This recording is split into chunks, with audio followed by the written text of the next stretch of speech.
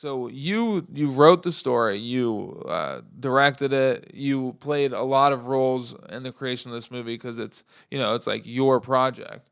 But if you had an unlimited budget and could get anybody, do you think you still would have been in that director role, or would you be wanting to work with one of your favorite directors?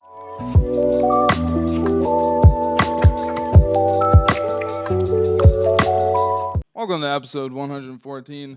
Just now decided. Uh, we're here with a very special guest for I want to say second time, but at the same time, it almost feels like the first because this is going to be a much more special interview considering the fact that the first time Krash and I had met was in the green room of Ohio Fest, where shit was just kind of going insanely down. Yeah. There was about like 24 people in the room. There was bottles and blunts just being passed all over the place. And I think at that point it was like 1:30 in the morning, and I had done 4 other interviews, and my brain was melting. So I'm looking forward to it. But Krash, I do want to give you an opportunity to kind of introduce yourself for those of you watching who don't know. My name is Krash Minati. It's Krash with a K. From right here, Columbus, Ohio, man. I write movies. I direct movies. I make music. I'm an artist, producer. I do a little bit of everything, man. I'm just a creative, And that's partially why, I was thinking like, oh, I'll introduce you and like hype you up. But here's the thing. I want you to get a chance to say it because of the fact that you are like branching out into all of these different avenues. Oh, yeah. And like killing it, making a movie, killing it with music, which is how I first heard of you. Like I've known about your music since I was probably in, I don't know, 8th grade, 7th grade. And then like you've got your own merch line, you've got your own you just had a partnership. So, I mean, it's just a lot of things going on for you. So, it's just, I'm shocked how you find the time for it all. Yeah, man. That's the crazy part about it. It's like when you have so much going on, it's a hassle, but it's a blessing at the same time, Because like I find myself feeling the most, I don't want to say down. I'd say feeling the most down when when I'm not doing nothing. I mean, like when I just feel like, man, I should be doing something. Yeah. You know what I mean? But now, like, it's been crazy. Like this whole year has been like, man, my schedule's been full every single day of the week, and I love it for real. Yeah, and it's like it's a subject that we've definitely gotten into on the show before. Like the fact that at least with most people I've met, especially for myself, like when you kind of have aspirations and goals for yourself and you're having a day or an extended period of time where you haven't gotten anything done or don't have anything on the schedule, that's when I feel at my worst. And keeping yourself busy and doing not only busy but doing things you love to do, like creative outlets and such, has got to be one of the best ways to kind of keep yourself like mentally good and feeling positive, as long as you're not overextending yourself. You Obviously, honestly there's find ways that to do time, it wrong. Yeah. You if you don't have it there, you're gonna figure it out another way, or somehow get it done in that way, Yeah. So I do want to say I feel like a total douchebag because I wasn't. I was walking around the place we're recording at, and we've got so many tables in here. I had to like leave the room to get back into the room, kind of thing. And when I walked in, I wasn't even sure if we were starting because Matt was asking such a great question that I wanted to hear the answer for. So I was like, oh, I kind of comedically stumbled into an intro. So I want to give Matt an opportunity to ask that question again, if you don't mind. No, absolutely. So as our viewers know, I've put out a couple of different songs to a couple like super like high name like famous acts, but like none of my tracks have reached anywhere near 1 million plays, and you have 2 that I believe it's 4 million plays and 3 million plays. And what is the process of getting a song to 1 million plays? I can't say that it is an exact process, but I actually it's like 4 or 5 songs that are over 1 million because I used to be in a group called Minati Boys, and a lot of our songs were taken down or whatever, but they've been reposted by other people, and those other people have millions of plays and everything. So damn, we're familiar with Minati Boys. Then go ahead and check out Minati Boys. But Man, really, it's just staying consistent to keep it real. It's consistency and getting people familiar. I don't think anybody really gets lucky. I feel like like when it's time, it's just when preparation meets the work that you put in and timing. Preparation and timing is really what it comes out to be. And hopefully, eventually, those things cross. You feel me? At the same time, absolutely. Path, and this is the way the world works. Hopefully, it just picks up and goes. And I don't know. I just always say all the time, I'm blessed for real.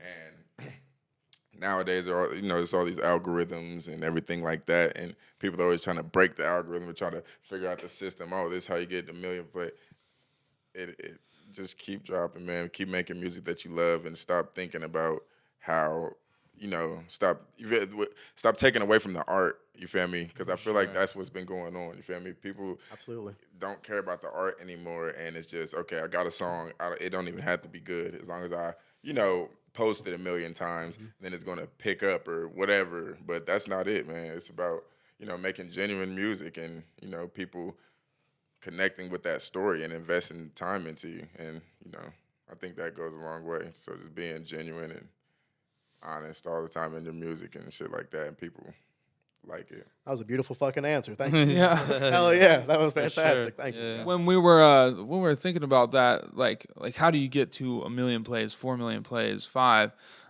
and do it multiple times? Like I'm sure, yeah. Like people always love to talk about like, oh, this is how you got to do the algorithm. You got to work it this way or post it this time or this amount of times. But also like getting to a place where you're releasing songs and they get that amount of views and traction, I think that's probably a process that starts like a long time ago. Meaning like you've been doing this for a long time, you've been putting in consistent work, and many people have said like the work that you put in oftentimes is going to reflect the rewards that you reap. So you're basically saying all that hard work is finally catching up and paying off, and like what he was saying, pretty much, yeah. And so also like, and it goes into a bit of a question I had prepared as well as like, so that process starts with the consistency. I agree with that, and also like I really respect the way that you're looking at the art of the music and everything, because like you also said, people look at it so much differently today because of the algorithm and the way everything's set up. You gotta do all these little you gotta check all these boxes, it feels like almost. But the process must have been different when you started, or at least what everybody was saying the process was, than what it is today. And I was going to ask you like, if you were talking to somebody that was going to be like a brand new artist and release his first song, and you were trying to tell them like advice on how they should move forward and kind of evolve themselves as an artist and get traction as an artist, what are like 2 or 3 pieces of advice you might give to them today? And then maybe also, how is that different from what the advice you would have given them when you first started? You know what I mean? Well, so don't get me wrong. Like what I said before with the like having to post a million times, and that is a key. That is a way to do it. And I'm not taking that away from anybody. It's a way to get it done. But what I'm saying is, I don't think you should short yourself on the process of making a great song or a song that you really feel like is good just because you know that it takes 100 posts for you to get 1 million plays, And what I would tell somebody now compared to back then would be to stay consistent. And that means in the studio, that means on the Instagram, on TikTok, with everything, stay consistent, and, eventually you find your tribe, and those people, build the kingdom. Yeah. Now, back then, it was a lot different, because posting too much was a bad thing. Yeah. Like if you posted too much, then they would block your page and you get shadow banned. And it was like almost annoying in a sense. Yeah, it's funny you mentioned that, because it was like such a frowned upon thing. Like if you were posting 2-3 posts a day, that was kind of like you're saying. It's just Like that was Like, come the on, bro. Like, there's opposite too way you much. should be doing it. But now, like, and I was reading into this a couple weeks ago because we're trying to grow our own social medias and everything, and like that's literally one of the things they tell you you've got to do, like multiple posts a day. It's pretty crazy. That's the way that it is now, and I respect it. Things change, That's Yeah. what has to happen now.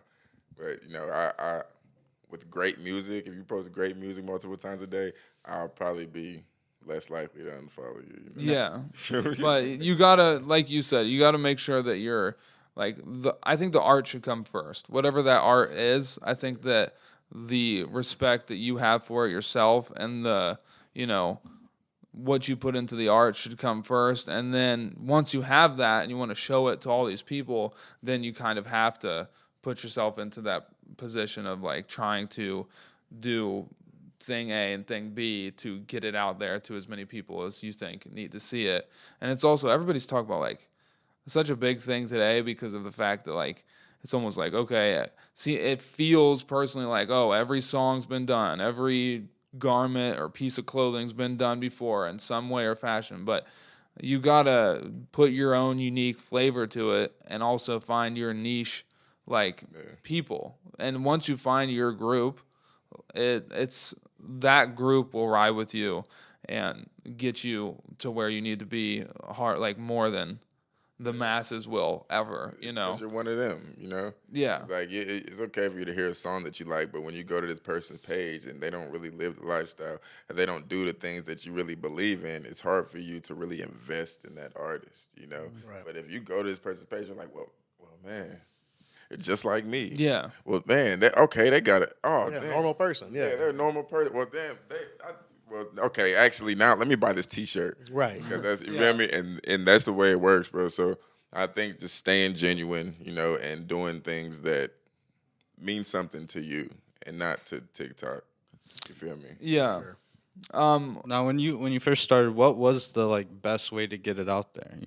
Because you started it 2014, 2015, or sooner than that? Yeah, I mean, shit, we was at gas stations selling CDs. Hell yeah. I think that had That's a big thing that's changed as well. I think that was doing a lot more then than it is now. most definitely. I mean, people don't even use CDs anymore. Like it's all Dude, it's all digital. digital. Yeah. USB. Hand out a flash drive or tap their phone or Exactly. something.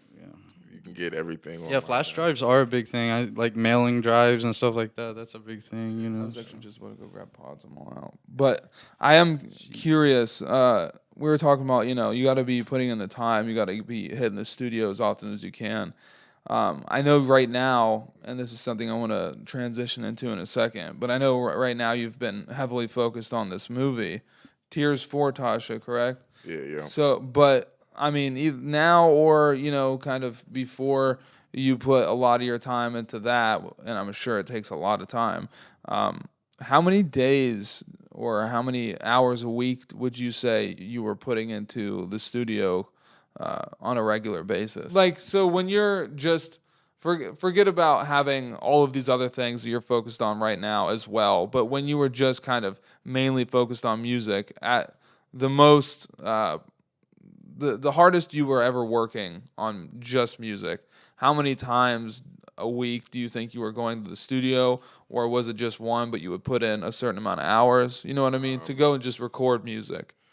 I lived in the studio. I stayed there. You ever All day, slept every day. there? All day, every day. That's crazy. I feel like I've heard that before, and it makes me think like they've got to start when you're designing a studio. One of the things in a dream studio might as well just be like a really comfortable bed, like so you don't have to find yourself like sleeping on the floor or a couch or something. But I mean, I'm telling you, that sleeping on the floor part, sleeping on that Get you hungry. couch, man, it humbles It's- you, bro. yeah. And literally, you remember those days. Like I go back, and those are some of the best times, man. And like I felt like like everybody like around us, like we didn't complain about nothing. Nobody. Like everything was just cool as long as we had each humble. other, as long as we had a place to record music at. Yeah. You feel me? Like we ain't even have enough to go grab some food that day. We're like, man, fuck it, we about to make 6 songs this day until tomorrow. Yup. You know what I mean? That We was just that was to like the next blessing day, for yeah. the day. Like, You know, like that's what we got. we get to create today. That's a blessing. So Yeah. can't complain at that point. I mean, you mentioned like those are some of the best times. Is there ever a specific memory or time at the studio that sticks out to you, like early on or even recently, like a studio story of some kind? Studio story, man. There's so many.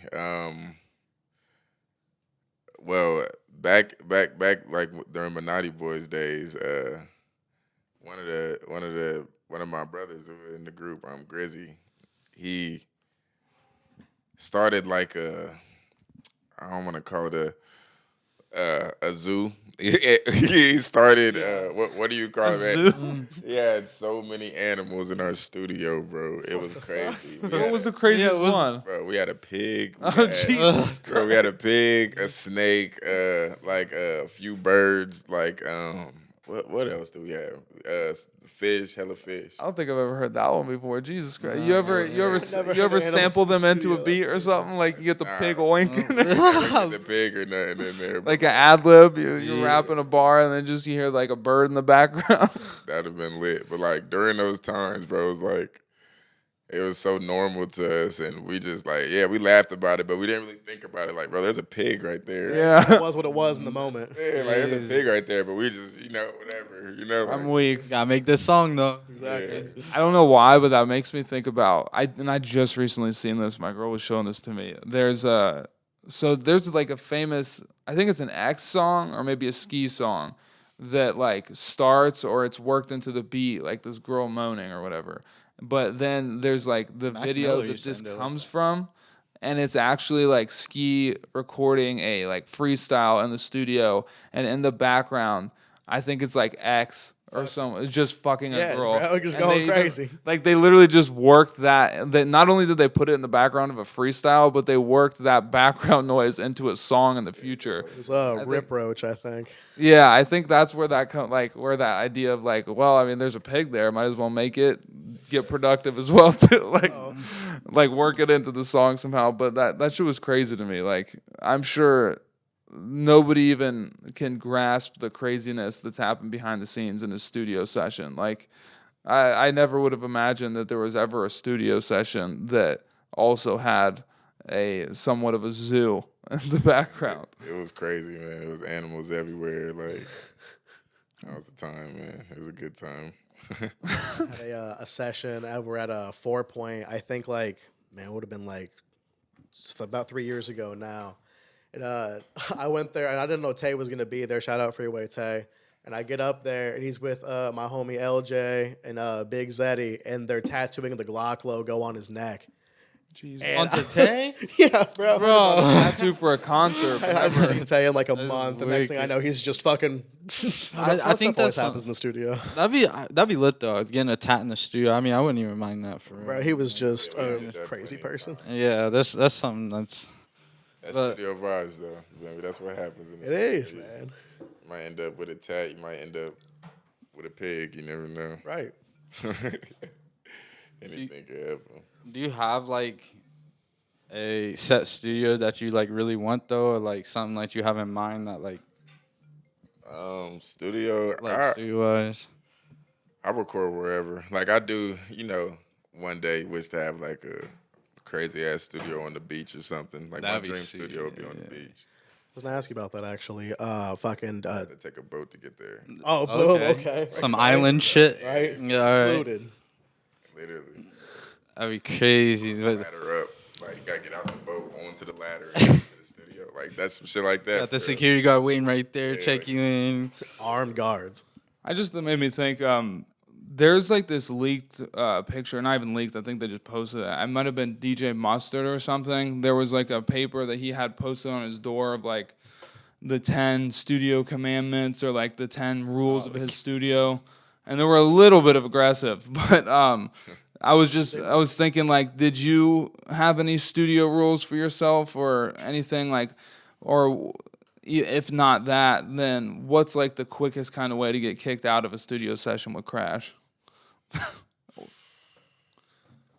quickest way to get kicked out, man. Shit.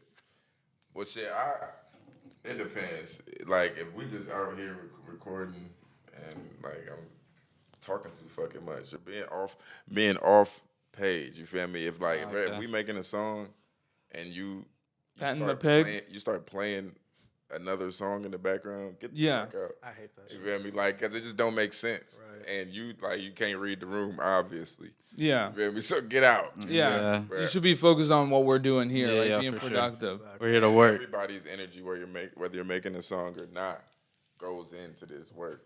You feel me? Like, even if you're just back there nodding your head, Yeah. them waves are coming through. You feel me? Yeah, You're yeah, bringing good energy in the Exactly. studio. You feel me? So, like, yeah, bring that, give that. But, man, just energy off, man. You feel me? You ain't gotta be in the studio today. Yeah, because that can be for better or worse. Like, if somebody comes in with bad energy, that shit goes around the room quickly. Like, you can just feel it.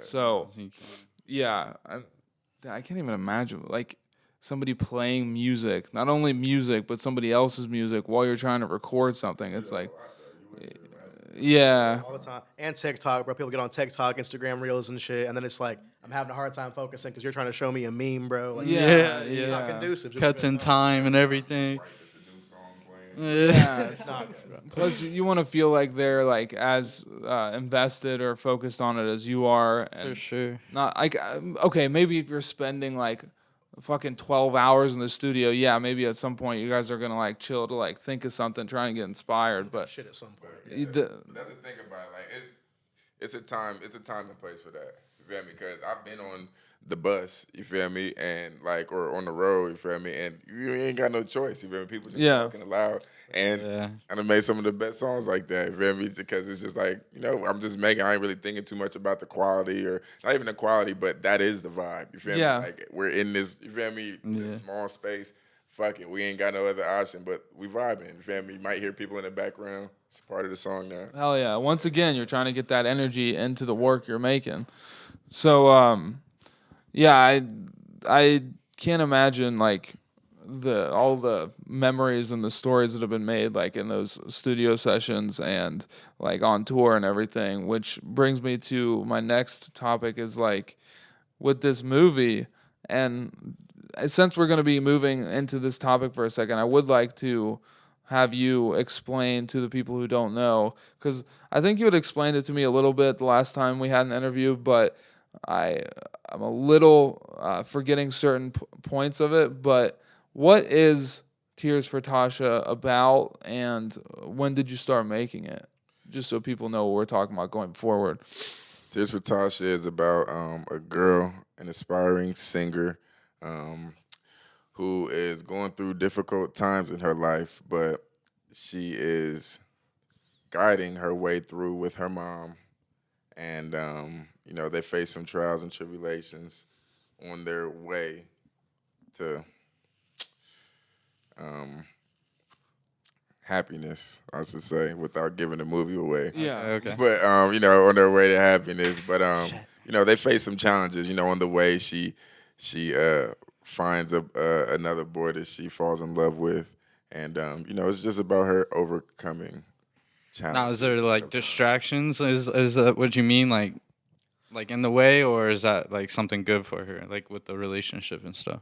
Yeah, there's a lot of distractions in her way, but the love interest comes at a vital point in time when she really needed him. Yeah. And yeah, it's interesting how like in real life and in this movie, I'm sure like there can be times where a relationship can come in and depending on the time it's happening or what the person needs, it can completely throw you off track, or it can be exactly what you need to keep you focused. It can be that like driving energy that keeps you going towards the goal you had even before meeting, Yeah.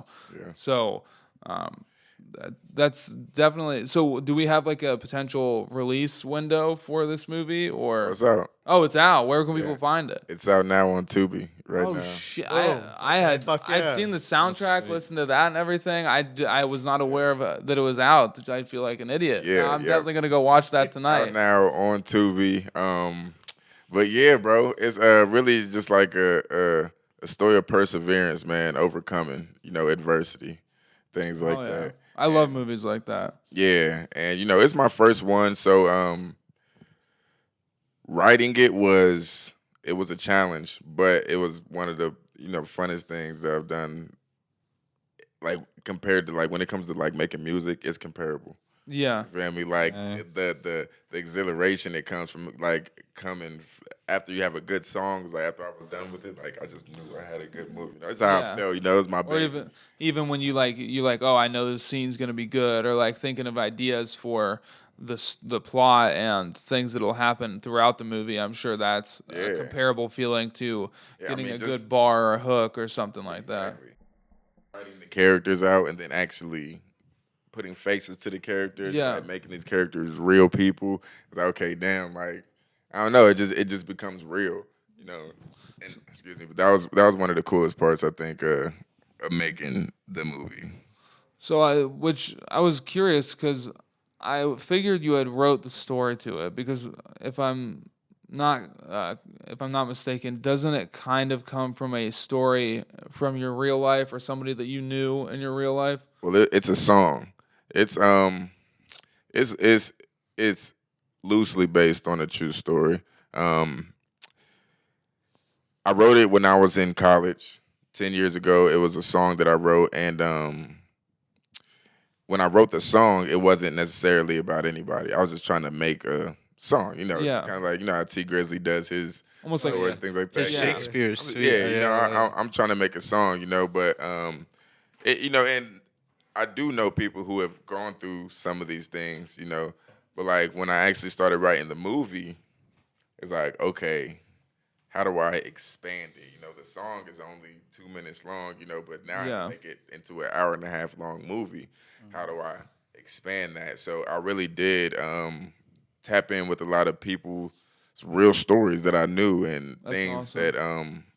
that like situations and times that have really happened to me in my life, and it's all a mixture of true and it's a movie. So. Yeah, of course. Almost circles back to what you were saying earlier. Just with the art coming first and just being genuine about it. You know what I mean? It's always better when the art is like real. It's easier when it comes from a real place. Absolutely. Yeah, and it almost sounds like you're taking like bits and pieces from other people's stories and using them to go into this one story that's an overarching hour and a half movie, like using bits of inspiration from multiple different instances and things that have happened in real life.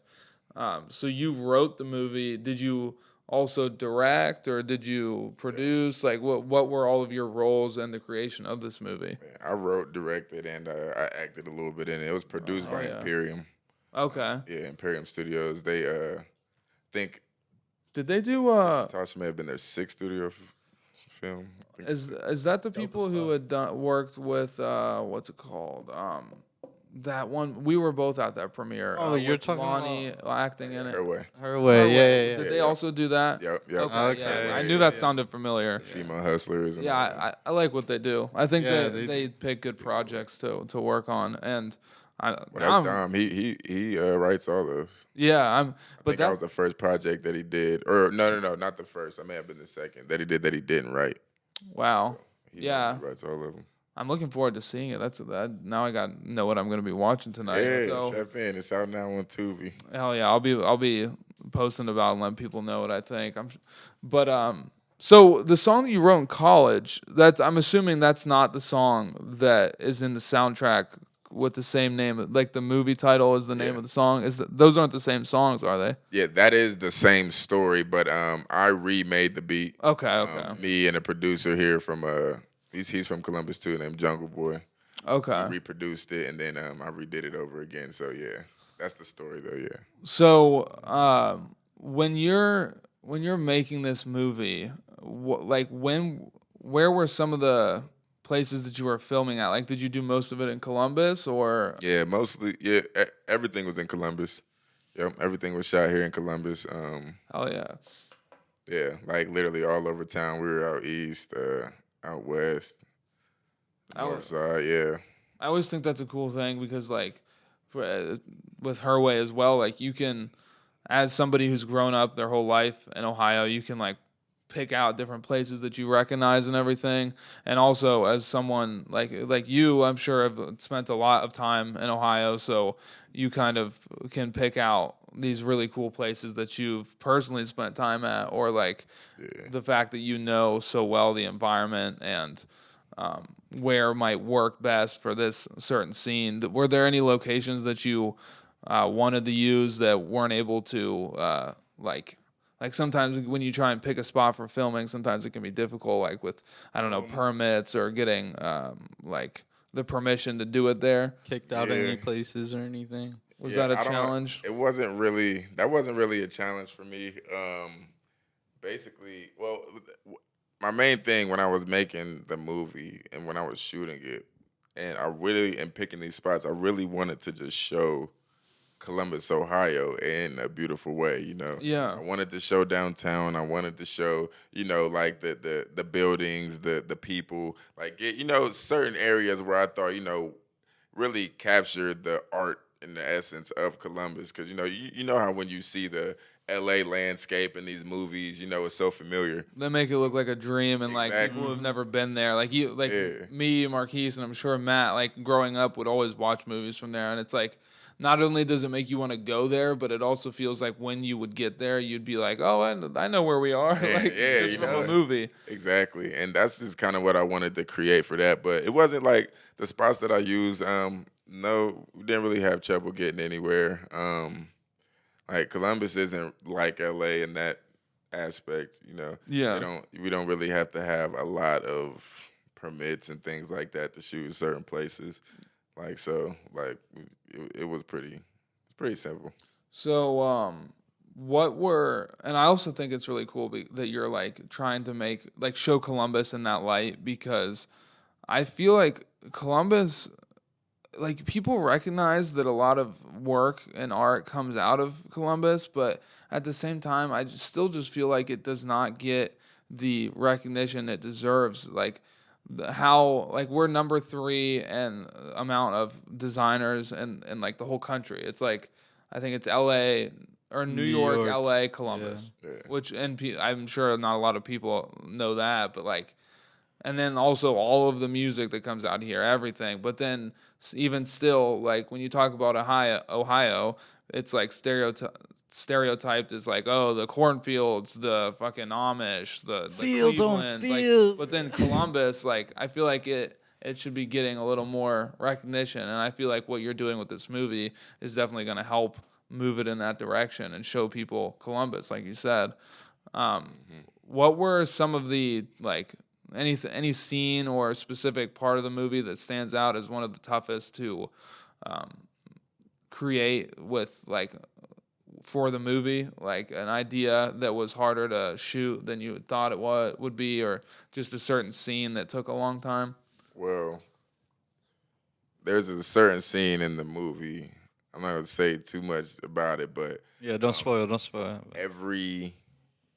Every single actor in the scene had to shed a tear. Oh wow! So.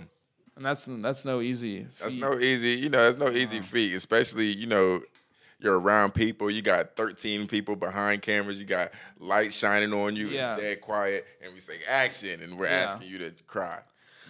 That's not an easy thing to do. And that day was probably the most special to me. Hell yeah.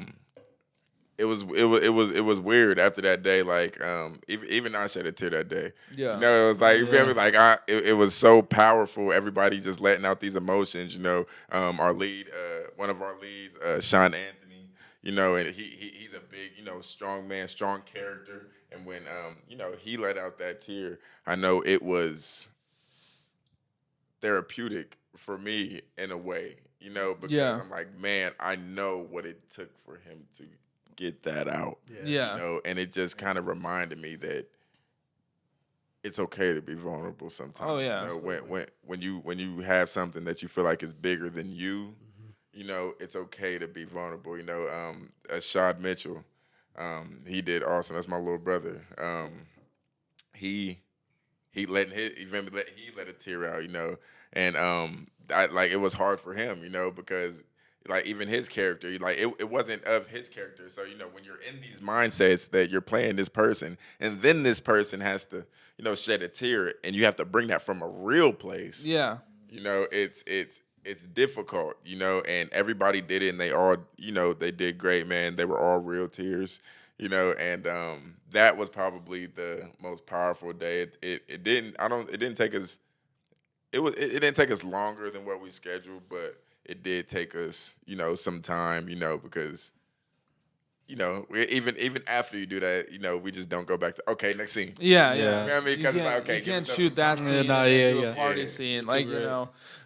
And plus, I'm sure just the energy that day was like crazy because I'm not some actor that's ever been in that situation where you need to cry before, but based on like documentaries or just little interviews that I've seen, it's most people usually have to bring themselves to a place that they can feel vulnerable or feel that emotion. And so when you've got multiple actors on screen that need to be there emotionally, I'm sure you have like all these people kind of, I guess, like in their own heads, but like everybody trying to pull that emotion out of themselves. Like you said, like you're shedding a tear as well, just seeing it happen. So it just kind of puts that energy into the air and like, What they gotta think about and everything, though, is for some certain people, not everybody, but like to even get to that stage. But that's the thing, like, the thing about being an actor is you're not acting. Yeah, You're being somebody else. yeah, it's true. You really Yeah. have to change your mindset. You have to change your mannerisms, the way you think, the way you talk, everything to be a good one. At least you feel me. Actors, you can tell that they're acting. You feel me? When you have real artists that are craftsmen at what they do, you feel me? Then when you put them on screen, they're not acting. They're putting on a performance. It's just them. yeah, Exactly, they're being them. That's lit. Like Denzel Washington, he does really good at making whoever his character is supposed to be Denzel Washington. yeah. You feel me? And a lot of people don't do that. You But feel he's, me? he's changing like Denzel Washington enough for it to fit the character in a way. Exactly. And that's also why like they always say as an actor, you gotta listen and be in the moment in that scene. Like you can't just be thinking about, oh, what's the next thing I gotta say? You gotta be feeling like you're that person in that moment and listening to what the person you're on screen with is about to say and like reacting to it genuinely. time. Yeah. And that's what I told my actors and actresses a lot. Is like, I know what I wrote, but as long as you know what I'm talking about, what you're supposed to say, just go. You don't have to. You don't have to say these words exactly.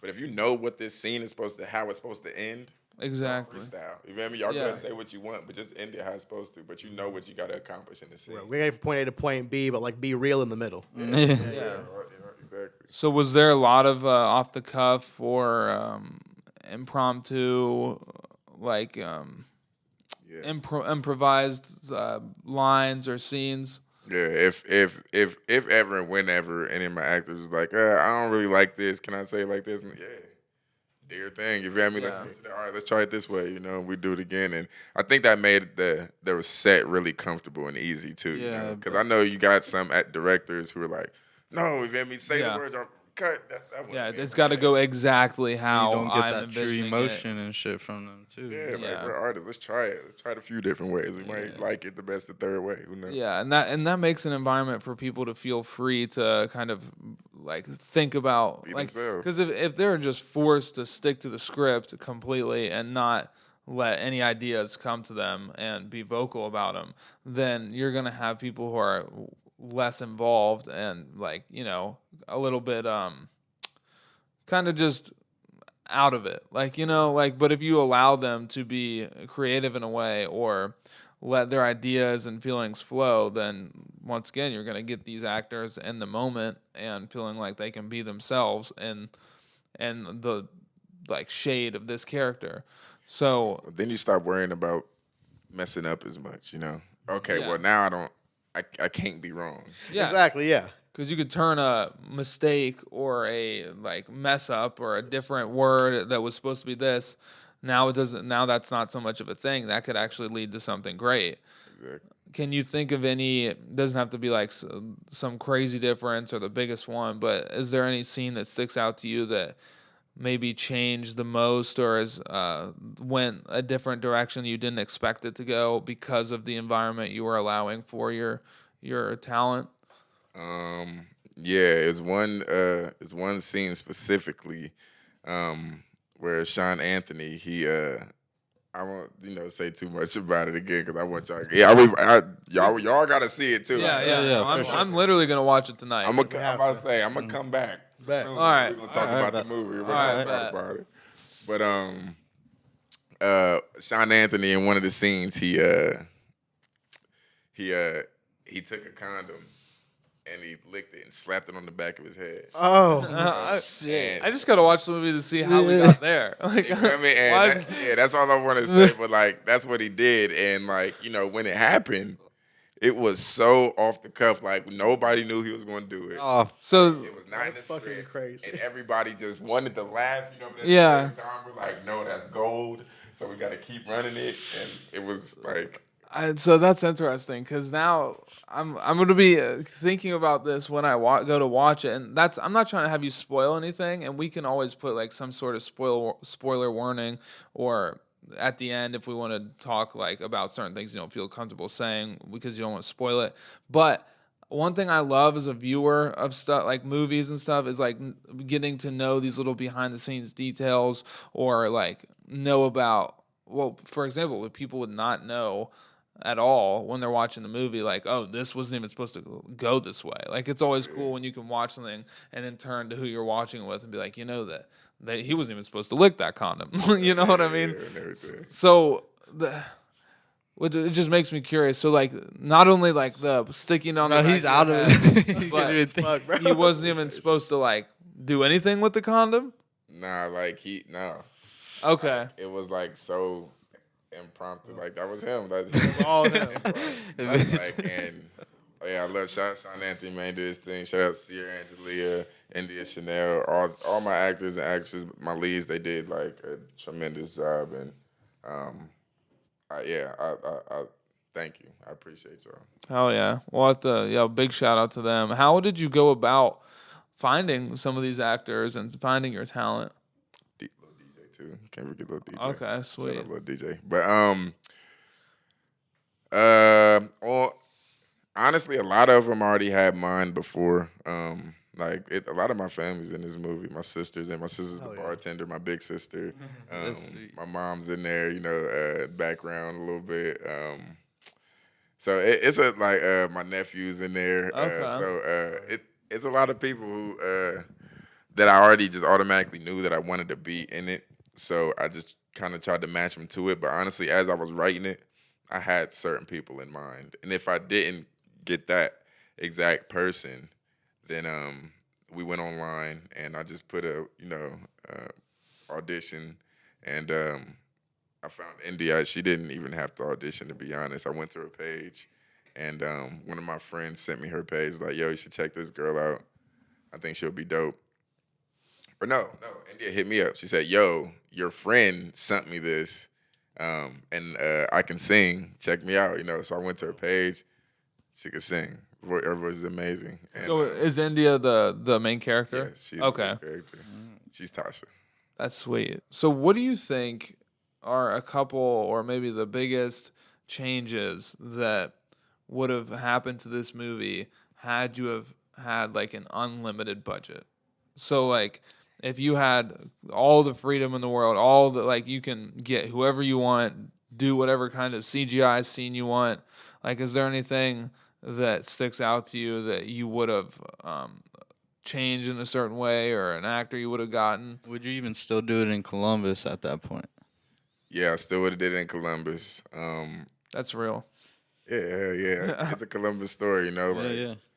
I still would have did it in Columbus. I'd have had Denzel in it. I kind of had a feeling. Right. Anybody, we're getting Denzel. Yeah, if I could pick anybody, Yeah. Denzel. Easily. Hell yeah. But I mean, honestly, man, like, this is just my. Someone's car going off right now. Yeah, so Denzel would have been in it. Denzel would have been in it.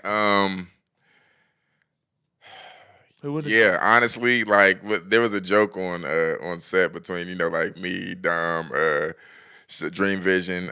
Shout out Dream Vision. He's my DP. He's the one who shot it, and I like always wanted the craziest shit to happen. They're like, yeah, if it was up to Crash, the bullet would go through the window and then go up, and then you feel me? The magic bullet theory. You feel me? And literally, because I just had the craziest ideas, but like I think that probably would have been one of the biggest things, man. The action would have been a lot more intense, man. That the camera movements and things that you can't normally do with like, low budgets. Like that's what I would have been doing. Because it can be as simple as like with an unlimited budget. Like one thing I'm sure to like that would probably allow you to do what you're talking about is like just simply a much bigger crew. Like. But also, that's an issue that I've always had, or I wouldn't necessarily call it an issue, but just something that I always run into when we're because we've like directed music videos before, or like for photo shoots or video shoots. Like I'm always finding myself being like, I want this, like the first idea I get is always the craziest. Like it's always some shit where I want like. I'm obviously exaggerating, but like a fucking explosion, and then the house flips upside down, and like everybody empties out. Like the ultimate crazy edits. like thing to direct would be like a racing scene in a city, right, or something. But like with the cars rolling over, exploding, and all that shit drifting through, all that shit. I think that would be my ultimate like dream direct thing to like do. the scene you'd always love to, Just like to shoot. Action on action, bro. Cars racing, crazy ass shit, just crazy like in the chase back scene. of a car directing, holding a camera while the cars are fucking drifting and shit, like So interesting way to like it's still kind of on this subject of like unlimited budget kind of thing. I'm kind of wondering. So you wrote the story, you directed it, you played a lot of roles in the creation of this movie because it's it's like your project. But if you had an unlimited budget and could get anybody, do you think you still would have been in that director role, or would you be wanting to work with one of your favorite directors? And also, who is your favorite director? I definitely would have. That's a tough question because I never thought about that one. But honestly, I probably would have gotten it directed by somebody else. I probably would have. See, now it's like, damn, what type of film would I even make it at that point? Because how much would this film have changed in this? And nobody's scenario? windows are down, right? It's raining. No, I'm good.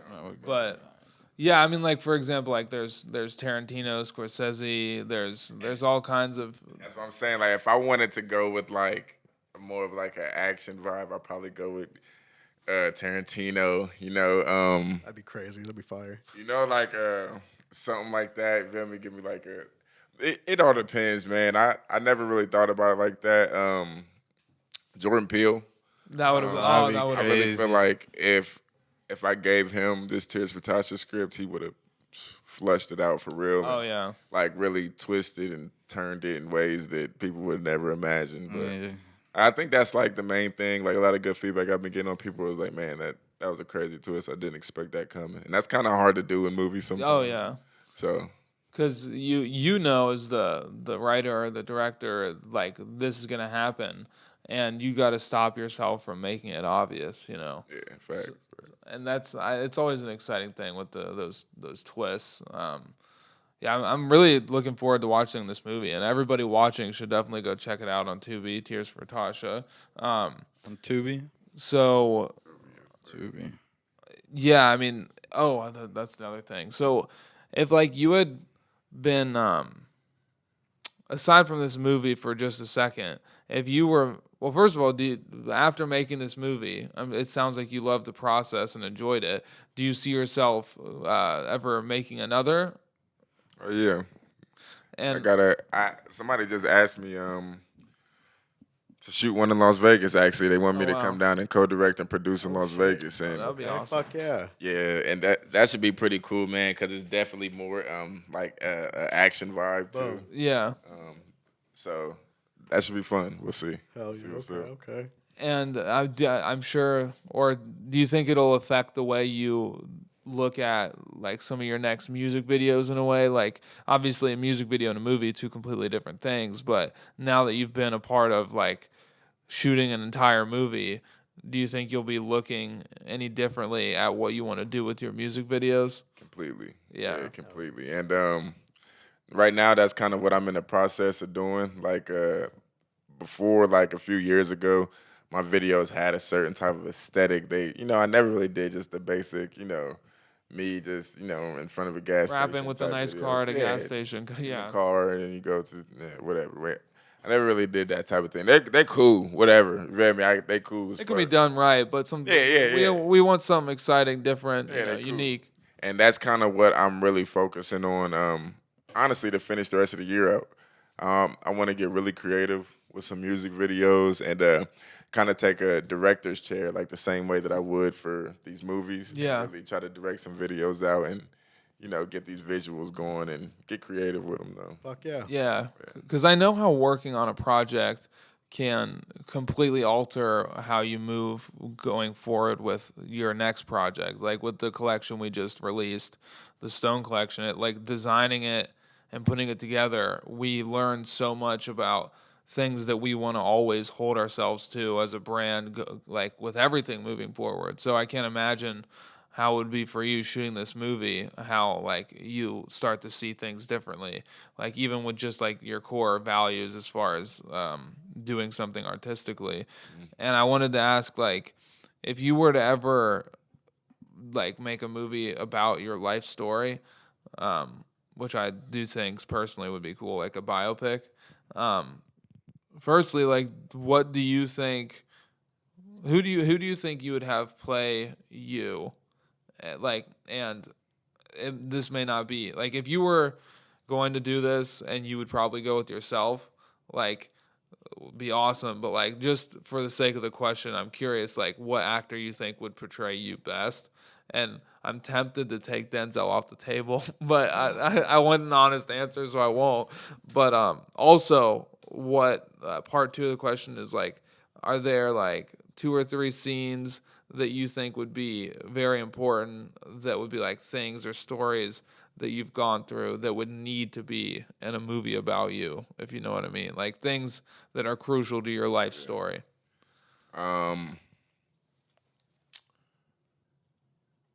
It would probably be some new up and coming actor though. Somebody, very good looking. Tall, dark, and handsome. But no, literally, if I couldn't do obvious. it, then I don't know, because they would have to look like me, And Yeah. I don't think a lot of people look like me. I don't know anybody that looks like me. Maybe the dude from Everybody Hates Chris, but he's older than me. You know what I mean? I'm like, I don't know. I don't think, they would have to look like me. So I really don't know somebody who would, portray me. But I would say definitely. Morgan Definitely. Freeman? No, just kidding. Yeah, literally. I wish when I get old. You could probably do a killer Morgan Freeman impression with your voice, bro. I swear. That's how I know you can. That's crazy. I don't know. I've never been too good at impressions. Fair. I'm almost already there. I mean, honestly, it really is. Yeah, I'm like, just slow it down a bit, and I feel like you got it. But yeah, no, I was just curious, like, what would be kind of crucial for a movie about your life to include, like some defining moment, or like really like long lasting thing, like something that you went through that had an effect on you, or like altered your trajectory as a person, I'd definitely say when I was 12, I got my first knee surgery. I got hurt in football and had to get my first knee surgery. And I think at that age was kind of the age where I kind of started thinking, like, man, do I really want to play football for the rest of my life, though? I always had NFL dreams. But Yeah. at that point, I was kind of like, man, do I want to go to the NFL? Right. And I think that kind of had a little bit to do, like, with me going to high school and kind of realized like, you know what, I like music. Maybe I should do this. I like my homies were the ones that telling me like, bro, you need to be a rapper, because I used to go and just, bullshit with them. Right. And they're like, yo, you're dope though. You made me like, you should do it. So I'm like, whatever. So that kind of led me down there. But I always wanted to be a football player. I always wanted to go to the NFL. So I would say that. I definitely say the whole year of 2020 was crazy as fuck. You feel me? I put the year 2020 in there. I feel like that was low-key a movie for everybody. For everybody. Every time I was walking through, like, anywhere publicly in 2020, I was thinking, like, just what I'm seeing right now is, like, if you saw just what you're looking at, like, walking through a grocery store, all these masked up people and shit, like, and somebody showed you what you in 2020 was looking at, like back in like 2016, 2014, you'd be like, what the fuck is going on? That Like, shit ain't real, bro. but yeah. My grandmother died. Big Mike died. Forever Big Mike. Sorry to hear that, bro. Yeah, that was a crazy ass year, man. But like, that definitely was a crazy moment for me in my life. And the reason why I say these things is I feel like my down moments were kind of the best teaching moments for me and kind of to make me who I am. You feel me? Yeah. The moments when I felt like I didn't have no other options. I didn't have, I was left with nothing. You feel me? And I still had faith. I don't want to get all preach or nothing, but I do believe in God, and if you have faith and you believe in God, you feel me, you know that there's always another chance and always a better way, always an option for you to keep going, So I always kept on, my faith no matter what I go through, but like things like that is what, I don't want to say I like to remember, but, they humble me and they do give me that, okay, don't forget where you come from. Don't forget who you're doing it for. Don't forget, why you're doing this. You feel me? Don't forget what made you be like this. And so I embrace it. I embrace my moments when, I wasn't at my best or when I was, down and things like that. You can also having a down moment you can think about it like this was probably happening for a reason, or the fact that a down moment may be difficult at the time, but it could be best for you in the long term. Of for a perfect example with that knee injury, like having you be forced to kind of sit and think about what you want to do and like what direction you want to go in as you grow and Yeah, and not that the knee injury was like, oh, you can't make it to the NFL anymore, but I mean, I've always been a realist. I was being realistic. Yeah. Like how long? Like imagine all the all these kids out there they can recruit that don't have knee injuries. You feel me? So I'm started thinking like that, and I'm just sitting there like, like imagine your dreams being crushed at 12 years old. You feel me? So I'm kind of like, damn, what else do I want to do? What else I'm good at? You feel me? It's kind of like, that's what I wanted to do. I'm like, okay, well, what else am I good at? Because that was always my plan A. I didn't have no other plan. I'm going to the NFL. That's it. But then, when that happens, like, okay, let me see. And like, I'm not saying either, like, if you have any type of injury, you can heal it and you can get better. You can't go to the NFL, whatever. So if that's your dream, believe in your dreams. But there's so many other things to do other than go to the NFL and the NBA anyway. Yeah. And that's what I want people to really realize as well, like. Don't beat yourself up and be stuck on that one thing. There's options, Go be an optometrist. Go be a doctor. Go be anything, Life's too short. Pursue options. Yeah, don't mean it's over. Yeah, give yourself enough credit to have like multiple options. You can do really anything you put your mind to. Yeah, you never know what you're good at until you try it. Right. Yeah. You could be good at multiple things. You could be good at everything. Yeah. Unless you remember, you got to try it. Exactly. Though. You have to try it. Literally. Got to go for it. So. And it's also not going to get handed to you. You got to put in the time. You have to do shit. I actually just broke and had surgery on my wrist this year from skateboarding. And I've always skated, ever since I was like 5 or 6 years old. I mean, when I was younger, I wanted to pursue it and shit like that. But, I got to that that point too, where I broke both my ankles. I was like, nah, I can't do Both it. ankles? Yeah, on a stair set trying to kickflip and shit, bro. He had a video of it actually of my shit popping, bro. This Yeah, shit. Both They had ankles at this the whole- same time. No, at the same time. I went back, so I broke I thought one. you landed like, damn. Like, Right. Okay, Holy let fuck. me re-say that. So I broke one and then went back to the same stair set, tried to complete it, broke the other one. But I went back for a Oh, so the third. same stair set did break both your ankles. Yeah. Oh, But not at the shit. same time. Staircase But makes I you went look back for a big. third and actually crazy. completed it. But yeah, I just, that shit does damage to your body, bro. So I did football too, even I was in that same area, but that does damage and shit like that to your body. And, Have you At been some back to po- that staircase since? I completed it. I got a video of me. third time's a charm. Third time. Yeah. Determination. I have the video right now too. So yeah. Yeah, I remember that we had like planned this whole skate day. Like we were gonna like first start at this staircase and then like go from there down to like from around here to like downtown Columbus. And then the ankle break happened like so early on in the day, so we spent the rest of the day at the hospital. Yeah. So yeah, but He was wheeling me around in a library, like yeah, it was a chair I from the found a chair library by the and shit. dumpster and had to wheel him around until his Shit was mom got there to Like a pick us fucking Ghetto up. Boys album cover. Literally. But I mean, that's also like don't But at the give end of up. the day, we were just living it up, bro. Yeah, don't Sure. But that makes me think like all this football talk has me thinking about like how this this collaboration with the Ohio State came to be. Like what's that collaboration? Well, I just got licensed by the Ohio State University just as an artist. I sent in my song OH. Okay. For them, I'm like, I wanted to get that licensed. And instead, they just licensed me as an artist. Congrats, bro. Nice. Congrats. What does that entail? Basically, I can use anything trademarked by Ohio State, and they could use anything of mine. Oh wow. You feel me? Nice. Yeah, So, that's yeah. That's sweet. so hard, bro. Yeah, Fuck that's yeah, sweet. dude. Oh, That's yeah. big. That's Yeah, huge. so it's like it's super cool, bro. Like just last weekend, I just performed in front of like a whole bunch of OSU legends and like board members.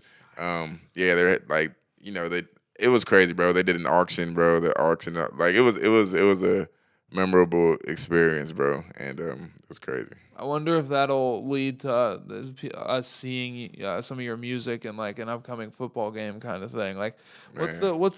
it's not Like on the Madden, is it? screen. NCAA, yeah. Oh, is he? Yeah, Oh, type shit. Yeah, that would be sick. I ain't make it this year, but next year we in it. That would be so NCAA. sick. Yeah. That's the goal, man. So I'm sure that's been like a really crazy experience. So when did that go down? It just happened about maybe 2 months ago. I found out. Everything just got finalized like about a month ago and everything. So it's been dope, bro. It's been a cool experience. I've been, getting to meet a lot of cool people and yeah, we're doing our thing. Brian Schottenstein, shout out Brian Schottenstein, Billy Lewis, they're my guys, man. I met them actually at an OSU football game. Hell yeah. Oh yeah. Not a football game, basketball. We were at a basketball game, man. I just sat down and I offered Billy a drink, and I didn't even know, who he was at the time. And I'm just sitting down, I'm lit, having a good time. Right. Yeah. And then he just kind of talks to me, and then I just start realizing, who I'm talking to and stuff, man. And we just linked, man. And Aren't you the man? I'm about to say, wait a minute, start looking around like legendary coaches and stuff. I'm like, wait a minute, okay. Like these are the guys right here. Like these are the big dogs. Yeah, I'm sure that connection with them will lead to a lot of like future connections, and you never know like when that can affect what you're doing and everything. Like even today, like you walk in to record the pod, and turns out you guys have met and everything. Like it's a small world, and the way that you carry yourself, meeting all these new people, it can really turn out to like service you in multiple different kinds of ways, That's why I just try to carry good energy, bro, because you never know when you're gonna meet the person who could change your life. Yeah. You feel Yeah. me? Like, and that's in any way. You feel me? Like literally, somebody might say something to you that day that you'll never forget. Yeah. Be good to people. Because you might not get that message. Absolutely. And so I was also wondering, with this, speaking of like being good to people, because I have a feeling that this, what I'm about to bring up, is going to end up being a great thing or a great service for so many different people. But I had heard about how you are founding No Breaks Records, Yeah. your label. So I was curious about what made you think about doing that, and also like, what do you plan on, like for an artist that's getting signed to your label, what do you plan on giving them as like far as like services or help?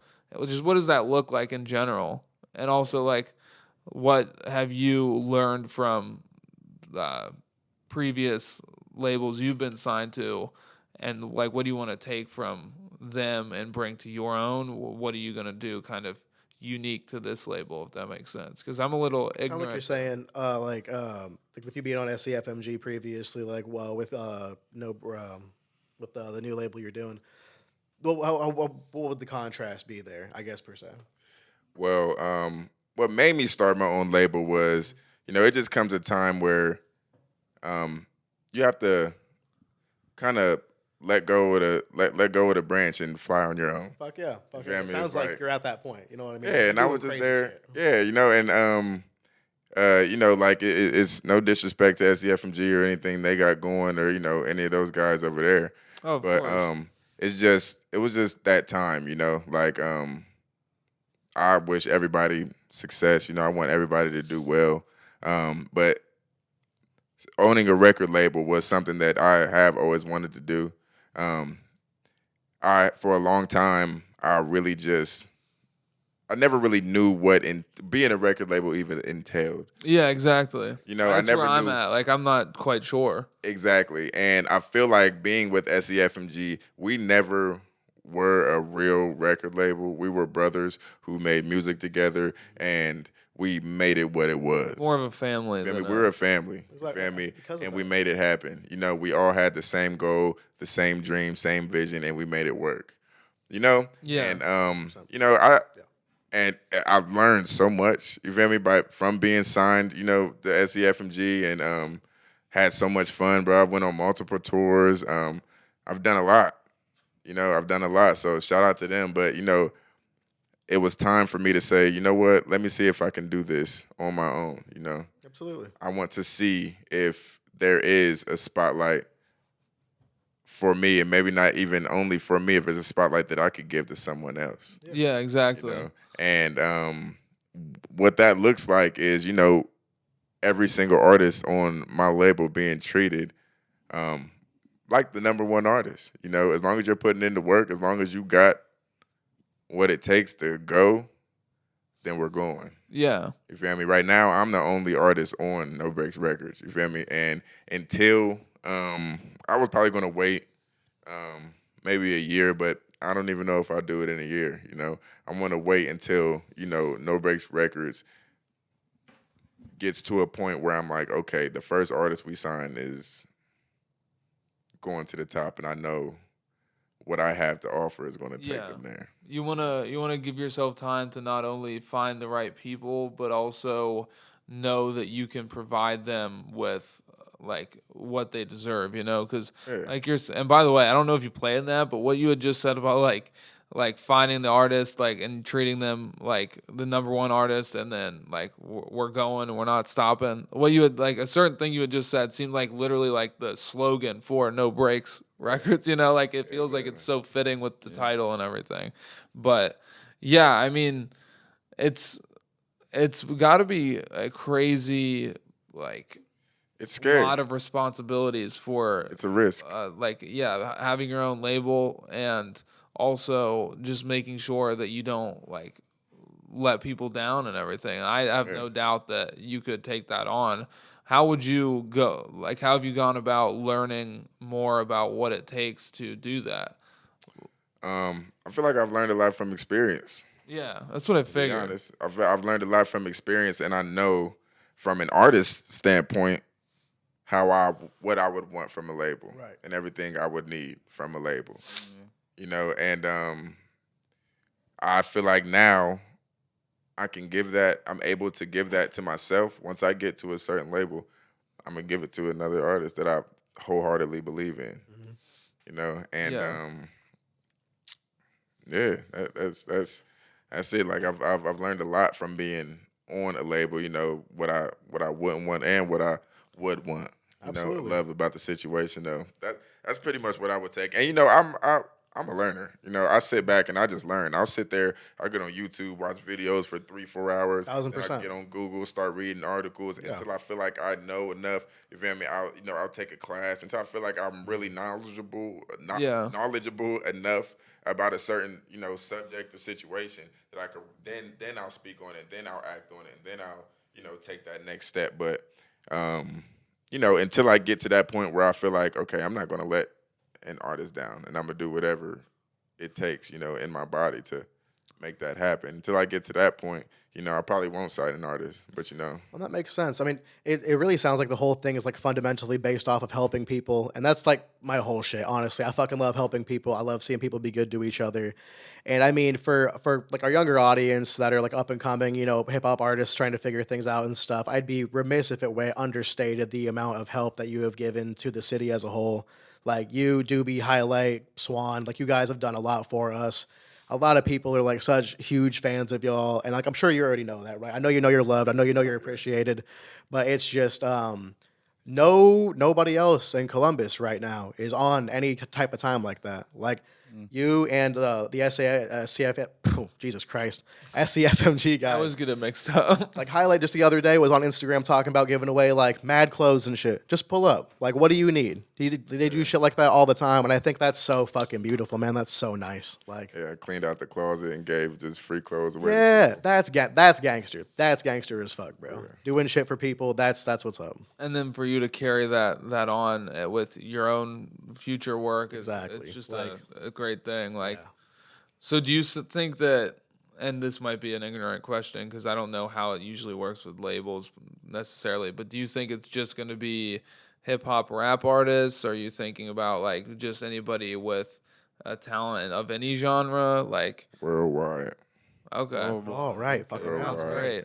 Okay. What all? So do you I mean, it seems like you don't want to limit yourself by like saying like, oh, it's got to be this kind of thing. But are you looking for Columbus or just Ohio artists, or is it pretty much just anybody that gets to your desk that looks like once you're ready? That I would is like to find a Columbus, Ohio artist. We have at least to start with, you know. a ton of talent here. We have an immense do. amount of talent here, and Yeah, we really do. they out there. They're out there. They're out there. When it's time, I know we're gonna find them. Like, it's already people I know right now that I would sign at the snap of a finger. Yeah. But when it's time, it's gonna be time, man. Stay tuned. It's so like I always say this. It is so crazy how much talent is in Columbus. Like, Right. and I'm not trying to say like, oh, like that's. I'm sure there's a lot of talent in a lot of different places, but it's just the fact that it just really doesn't feel like you hear as much as you should be about Columbus. And it's touching on what Matt just said, like you've really been doing a lot to get it out there, you know, let people know that like don't sleep on Columbus as a place to find great work, you know. Like so I mean it's just really cool everything that you're doing with the like the movie, the label, the music that you continue to put out, the clothing, all of that. Like it's just a lot of great stuff, and I'm excited to see how everything turns out. I'm excited to see this Vegas project. I'm like whatever. Oh, by the way, do you have in mind any next specific project, album, song coming out anytime soon? I do want to drop something on my birthday. I don't know exactly what it's gonna be called yet, but Sorry for the Breaks 2 is coming soon. Stay tuned for that. Yeah. But yeah, 10/26, my birthday. I do wanna give y'all something. I do want to give y'all a little surprise for my birthday. Maybe a whole new genre of songs or something like that. So bet. I'm kind of leaning towards that. I've been I've been hopping in my my country bag a little bit. Okay. I was just about to say, like, I love to ask, like, what genre would you love to blend with your current genre the most, and it sounds like you do want to. Yeah, and the crazy thing is like, first of all, I bet that would be a Deep bop. voice is what that country is what they call You it. can, bro. Fucking do it, bro. I swear to God, that's the pendulum is swinging back in their direction right At now. the same time, though, like shit is like starting to come to this, and I think it's really cool. Like music is starting to become this thing that's like, there's not so much just you're this genre. Like people are starting to blend so much that It's it's all like morphing. Hard to they're tell what's morphing what. into just like Yeah, new age music. Like it's just It's like, human music. and it might seem almost funny to use this example, but it does seem like a good one. Like Jelly Roll, for example. Like what is he? Is he a rapper? Is he a country artist? Is he this? Is he that? Rock. Like It's Malone and Halsey, bro. Like, Yeah. it's just this blended. You know? it's I feel like it's something that we're just now starting to see that's like coming out of music as a whole. Like it's just people being able to really get in their creative bag and do something different. And I think that movement will bring us a load of unique sounds. And I'm totally here to see you go in that direction, you know? Appreciate it, though. If people want something different, they don't care what it looks like no more. Swear, exactly. Yeah.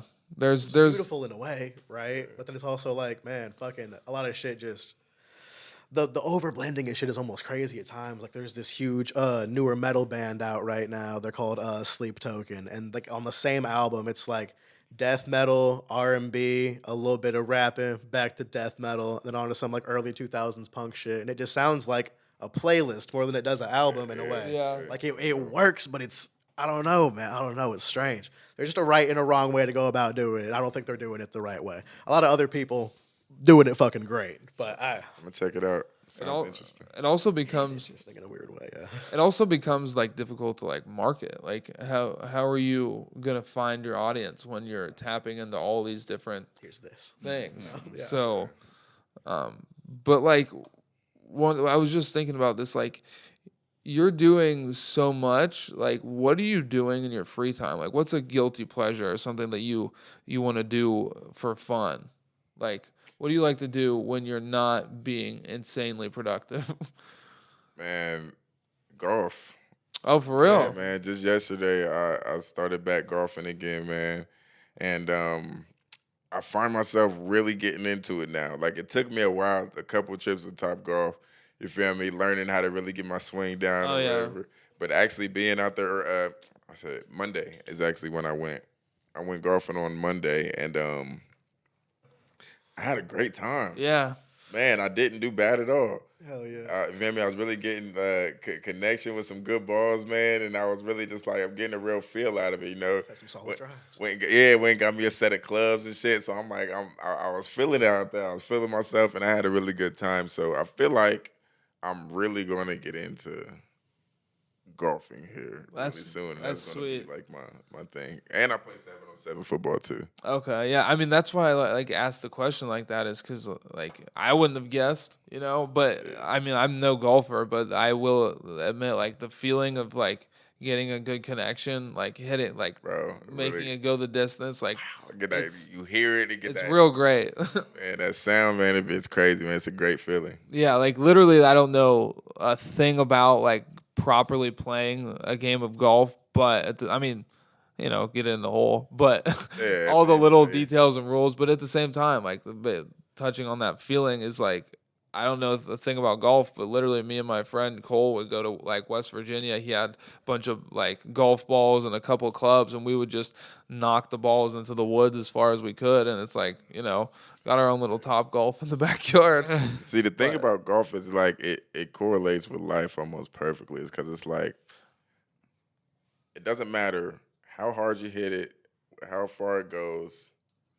Play it where it lies, you feel me? Mm-hmm. Yeah. You can't pick it up and move it, you feel me? You kind of deal with wherever happens. Even if you land in the sand, Yeah. Gotta get out the sand. you got to get out the sand. Right. You're going to do it one way or another. Yeah. Exactly. You got to do it one way or another, you know, and And you're not going to do it by not swinging. exactly. The man who can make it out the sand can do anything, you feel me? So it's like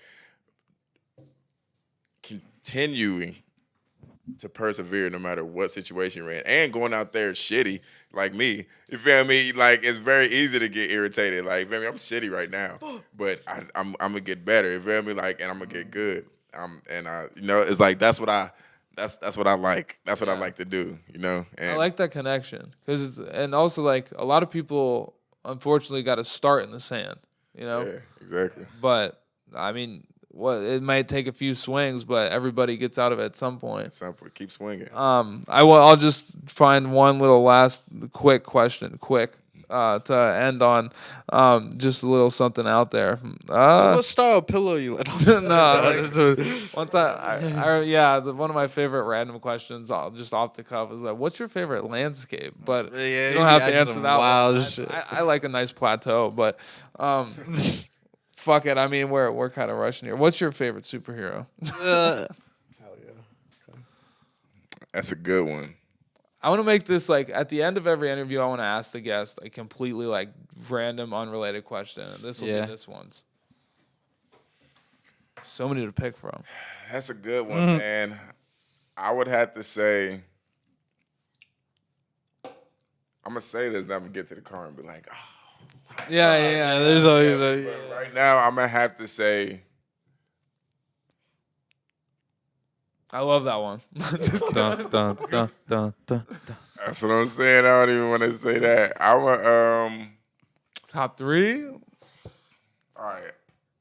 I'm gonna say it's because it's just the first one that came around. But Spider-Man, I love Spider-Man. That's mine. Personally, that's mine. Spider-Man is the man. Even down to the artwork of the original comics, it just looking at that brings so much nostalgia. Bro. Like literally, all of it. I think it's cool. The storylines and everything about it is just cool. I love Spider-Man, but I also love Black Panther.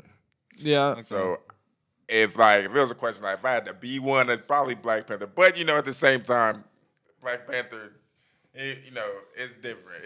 I don't know. You feel me? I think he's cool. I love Black Panther, and I also love. Who was the third one? I would say. I'm leaving some people out. I'm not gonna lie. Why do I kind of had this when I asked that question? I just been having this vibe. Like I could see you playing Black Panther. I don't know why. I can just picture it. I will. Yeah, all right, let's do it. It's happening. All right. Facts. Spider-Man, Black Panther, and if I had to give one more superhero, I'd have to say there's some that really just never get brought into this conversation. Oh shit! Jesus well, Christ. it's right there. I'd have to say That was It just We'll put the pictures up. We'll just it's the end anyway, so we'll move into pictures and whatever. But we all still have the audio, obviously. Fire, bro. I love the Silver Surfer. Oh, my hands. Shit. I don't know. I feel like nobody Flash, ever says the Green Lantern. Nobody ever says Aquaman. Everybody. That's like I'm gonna say Flash. Green Lantern's cool. Flash is a good one. Sweet. Because you're getting into both DC and Marvel at that point. Yeah. So Daredevil. I fuck with Daredevil. yeah, he's blind. Yeah. Sure fucking is. But yeah, so we're quite literally at the end with the camera dead and the time out. So we've got the favorite superheroes of Krash. Maybe one day we'll get a Krash comic book of its own. So I want to give you an opportunity to promote anything you want to promote right now. Let anybody know where they can find you at or what you're working on. And yeah. I just want to promote love, positivity, caring about people, man. Giving back, being a good person, and staying true to yourself no matter what. Oh yeah. Stand on business, man, for real. And that's it. We're ending on that. Everything's going to shit. But yeah, that's good. I mean, shit, I'm surprised. Most people take that as just like I think that's a cool way to use that opportunity to promote. I mean, most people use it as an opportunity to kind of like put a personal banner up for themselves, but I feel like that's a good energy to have. But also everybody should know like Tears for Tasha on Tubi out now. The soundtrack's great. I was listening to that last night. And we'll put your social in the description of this episode down below. And Matt, I don't know if you have anything you want to promote. Marquise. I'm fighting with both of them Universal too on Music Group, Instagram. but we're figuring it out. Hell yeah. Universal, get it together. We have the Stone Collection out now, ScheunemanBrand.com. So check that out, please. Like, Matt's comment, 20 minutes late subscribe. to work. Have a good one. Brand. Love you. We're going to get Matt to work soon. and Crash out of here. Have a good one. Ciao. Love you, ciao. We out.